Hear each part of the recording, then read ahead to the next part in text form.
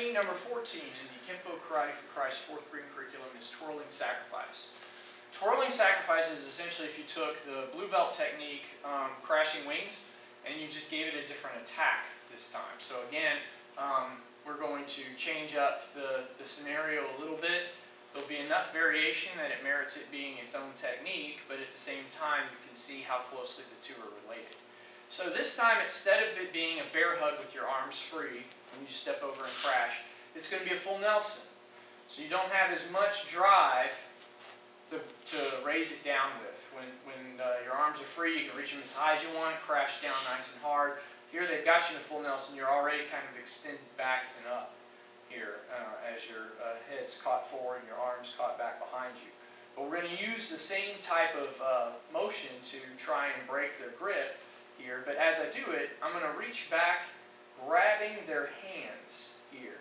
And I want to grab the thumb side of theirs and try and not just step over and crash down, I want to peel it off. So you're kind of setting an outward wrist lock on both hands as you do it, but it won't be a very strong outward wrist lock, but you'll have the outside of their thumb this way with each hand as you step over and crash down. Right? So the first step in that sense is the same, and as I do it, I'm going to buck back a little bit with my head, which is a common theme we see in a lot of these full Nelson techniques, if you can't get that rear headbutt. So again, I'm catching their hands, catching their fingers, step over, boom, and button back as you crash down. This time not on the forearms, but trying to break their full Nelson hold here so that you can actually get the freedom to move your arms rather than being pinned in this kind of scarecrow position. So they've got you locked up, we reach up, we're grabbing the thumb, step over, crashing down with the headbutt that goes back. Now from here we're going to do a classic counterbalance, which we also use with crashing wings. Only in that position we kind of set up the table and knock them over it.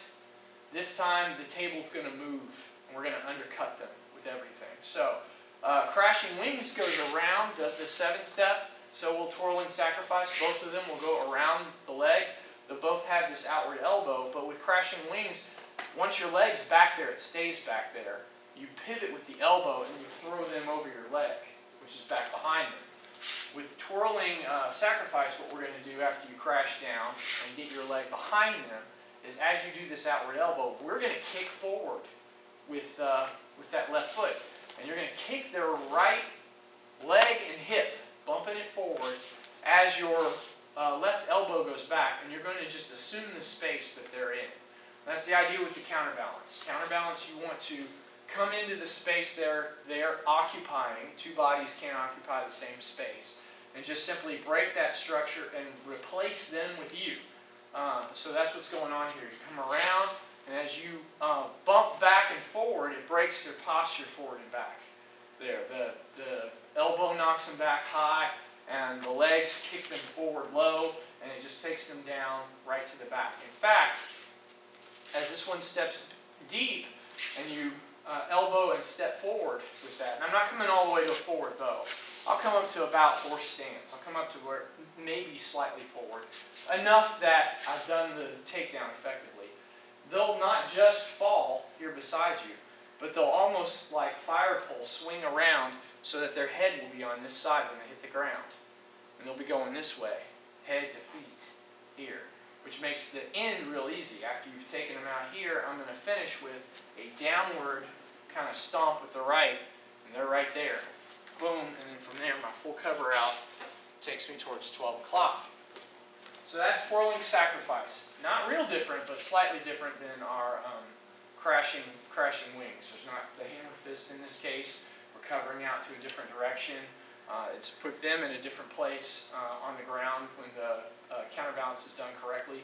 And this is a fuller counterbalance. This is a better way to do the counterbalance. Is if you can kick out their base while you do the elbow, you're going to have a more effective drop on them.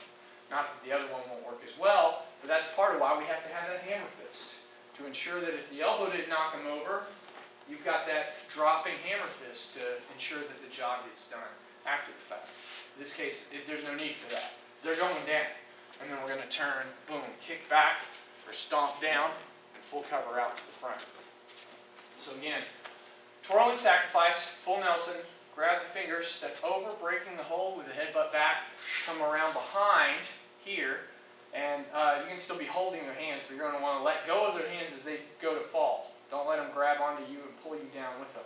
I'll release his hands as I bump him down with that counterbalance. Stomp down with the right, full cover out to 12 o'clock. Again, twirling sacrifice.